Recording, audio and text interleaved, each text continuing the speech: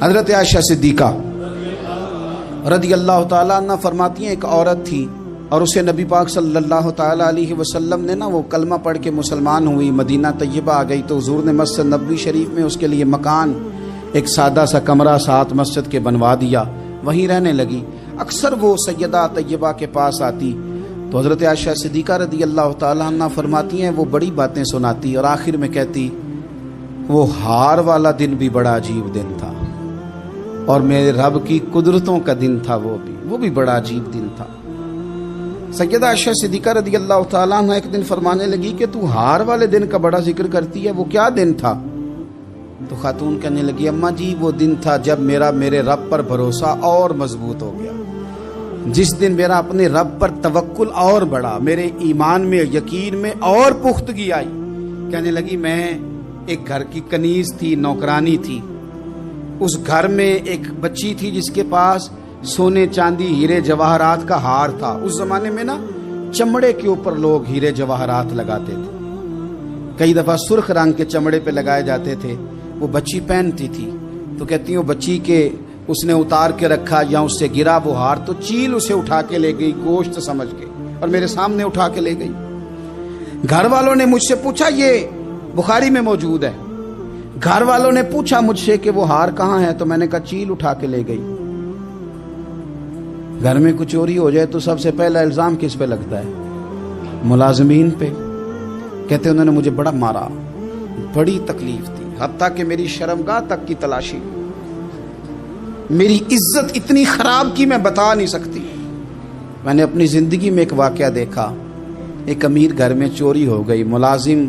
کو اتنا مارا کہ وہ چارپائی پہ پڑ گیا، پولیس والوں سے اتنی مار پروائی گئی کہ وہ بیچارہ چارپائی پہ پڑ گیا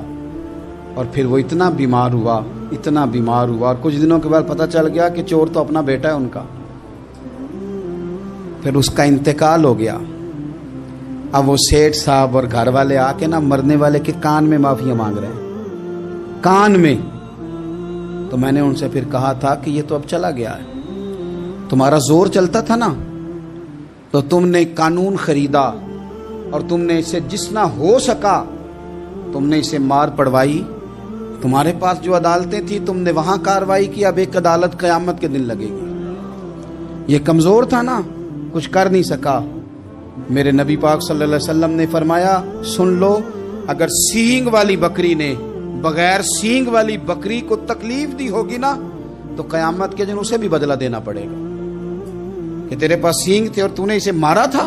وہ خاتون عرض کرتی ہے سیدہ عائشہ کی خدمت میں کہ مجھے بڑا مارا، مجھے تکلیف دی، میں کہہ رہی تھی کہ میرے سامنے چیل لے گئی ہے پر وہ نہیں مان رہے تھے، اماں جی انہوں نے مجھے بڑا مارا۔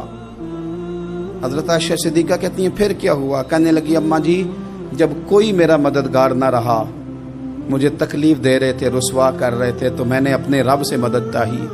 میرے رب کی طرف میں نے توجہ کی، میں نے کہا مالک اب تو ہی میرا مددگار ہے۔ کہتی ہے وہ مجھے مار رہے تھے تو وہ چیل جو ہار لے گئی تھی وہی لے کے واپس آ گئی اور ہمارے سروں کے قریب لا کے اس نے جب اس ہار کو پھینکا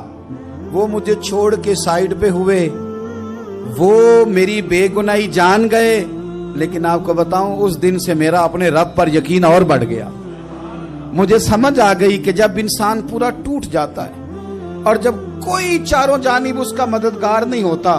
تو رب تو ہوتا ہے نا، اللہ تو اس کا مددگار ہوتا ہے نا، وہ تو پھر اپنے اس بندے کی مدد کرتا ہے نا، پھر وہ تو توانائی دیتا ہے نا، وہ تنہا نہیں چھوڑتا، وہ تو آنسوؤں والوں کے آنسوؤں پہ بڑا کرم فرماتا ہے، وہ تو قسم پرسی میں آ جاتا ہے، اس کی رحمت بڑھ کے استقبال کر لیتی۔